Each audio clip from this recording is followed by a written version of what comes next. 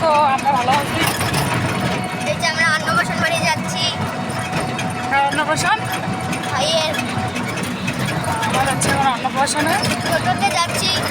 তারপরে এটা হচ্ছে খয়ের বাড়ি ফরেস্ট জঙ্গলটা দেখাও।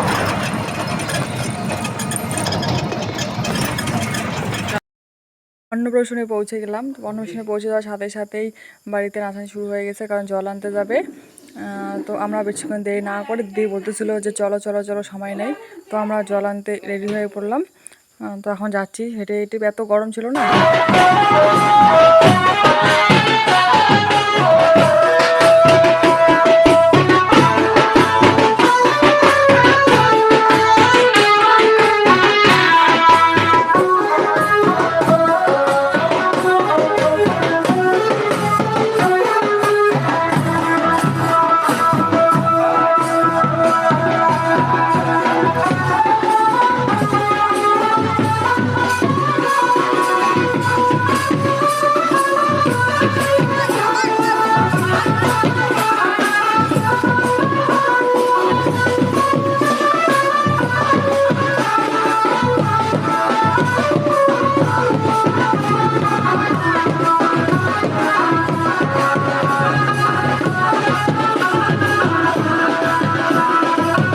তো গরম ছিল যে পাখা ছাতি নিয়ে যাইতে লাগছিল। কিন্তু এই যে ফাইনালি আমরা নদীর ধারে পৌঁছে গেলাম।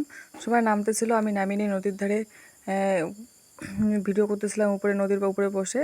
আর তাড়াতাড়ি বাড়ি আসতে লাগবে, এদিকে বাড়িতে ব্রাহ্মণ ঠাকুর চলে আসছে, বাড়ির থেকে তাড়া দিচ্ছিলো। তাই ওখানে বেশিক্ষণ দেরি করি নেই, তাড়াতাড়ি চলে আসি ওখান থেকে। নদীর পাড়টা খুব সুন্দর ছিল, ওদিকে অনেক মানুষ সাঁতার কাটতেছিল, তাড়াতাড়ি চলে আসলাম।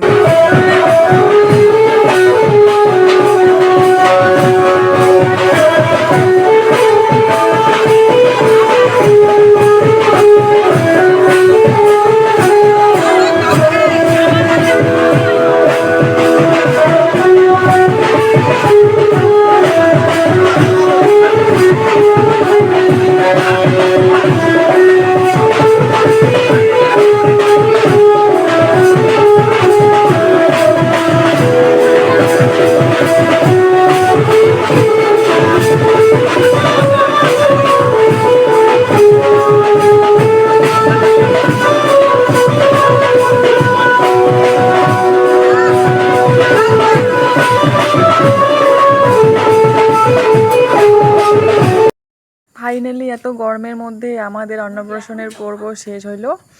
এই যে এখানে যে যার মতো একদম চেয়ার নিয়ে বাইরে বসে আসি, এই দিদি একদম ক্যামেরার সামনে বলতেছে দাঁড়া দাঁড়া, আমি ভিডিওর 12টা বাজাই দিচ্ছি, দাঁড়া। তারপরে যে সবাই এখানে দিদি, তার বড় মা, পিসি, ভাগ্নি সবাই মিলে বসে আড্ডা মারতেছিলাম।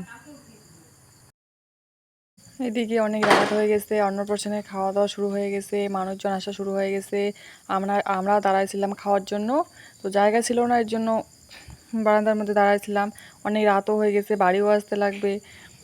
তো ঠিক আছে বন্ধুরা, আমরা এখন খাবো, খাওয়া দাওয়া করে বাড়ি আসবো তাড়াতাড়ি করে। আকাশও প্রচুর খারাপ। তো ঠিক আছে, পরে একটা ভিডিও নিয়ে আসবো। আজ এই পর্যন্তই থাক।